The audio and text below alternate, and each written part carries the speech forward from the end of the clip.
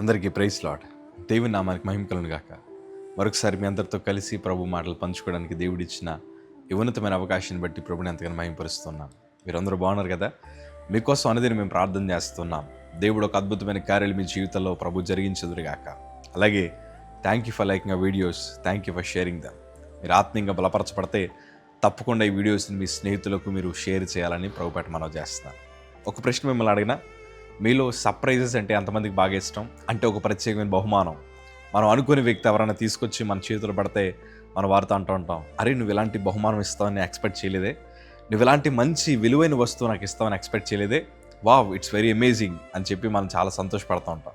అలాగే నేను అంటాను కదా, దేవుడు కూడా తన ప్రజలకు ఒక సర్ప్రైజ్ గిఫ్ట్నే ప్రభు ఇస్తున్నారు.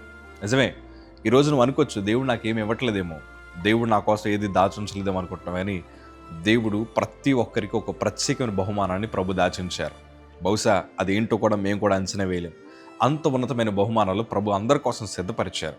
దేవుని వాక్యం ఈ మాట రాయబడి ఉంటుంది. కొరింథీయులకు రాసిన మొదటి పత్రిక 2వ అధ్యాయము 9వ మాట మనం చదవగలిగితే దేవుని వాక్యం ఇట్లా రాయబడింది.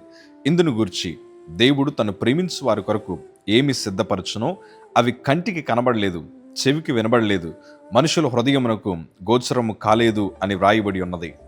దేవుడిస్తున్న బహుమానాలు కంటికి కనిపించవు, చెవికి వినిపించవు, హృదయానికి అసలు అంతు చిక్కదు. మనం ఈ పాట పాడుతూ ఉంటాం కదా, యేసు నీ కార్యములు ఎంత గొప్పవి, అవి కంటికి కనిపించవు, హృదయానికి అంతు చిక్కవు, మన చెవులకు వినిపించవు.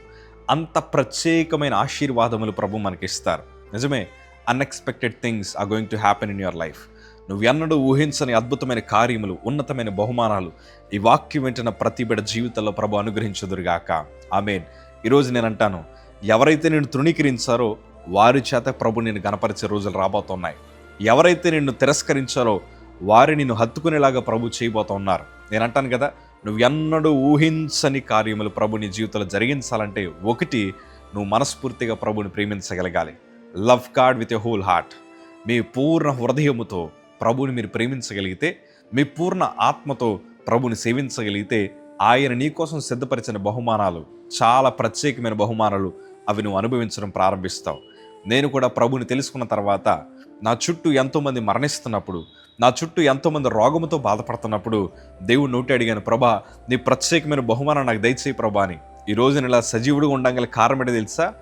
దేవుడు ఆ జీవాన్ని నాకు బహుమానంగా ఇచ్చాడు. నిజమే, ఆయన ఇచ్చిన బహుమానం చాలామంది కంటికి కనిపించలేదు, కానీ ఈరోజు వారందరి ముందర నేను సాక్షిగా నిలబడిన తర్వాత అర్థమైంది, ఇది ప్రభు ఇచ్చిన బహుమానము, ప్రత్యేకమైన బహుమానం అని. ప్రజలందరూ ఈరోజు సాక్ష్యం కోసం మాట్లాడుకున్నప్పుడు చాలా సంతోషం అనిపిస్తుంది. ఇప్పటికీ నేను అంటూ ఉంటాను, నువ్వు ఇచ్చే బహుమానాన్ని మేము ఎన్నడూ ఊహించలేదు, అది వస్తుందని కూడా మేము ఎక్స్పెక్ట్ చేయలేదు, కానీ దేవుడు ఇచ్చాడు. ఈరోజు అదే ధైర్యంతో ఒక సేవకుడిగా చెప్తున్నాను, దేవుడు కూడా మిమ్మల్ని ప్రత్యేకమైన బహుమానాల చేత ప్రభు నింపుదురుగాక. దేవుడు ప్రత్యేకమైన కృప ద్వారా ప్రభు మిమ్మల్ని నింపుదురుగాక. మీ హృదయానికి కూడా అంచనా వేయలేని ఉన్నతమైన ఆశీర్వాదాలు నా దేవుడు మీ అందరికీ అనుగ్రహించుదురుగాక. దేవుని ప్రేమించండి చాలు, ఆయన ఎప్పుడు విడిచిపెట్టద్దు. ఏ కష్టం వచ్చినా, ఏ నష్టం వచ్చినా, ఎలాంటి మార్గంలో ప్రభుని నడిపించినా ఒకటి జ్ఞాపకం ఉంచుకోండి, ఎప్పుడు నిన్ను ఆయన విడిచిపెట్టే దేవుడు కాదు. Stay strong. God bless you.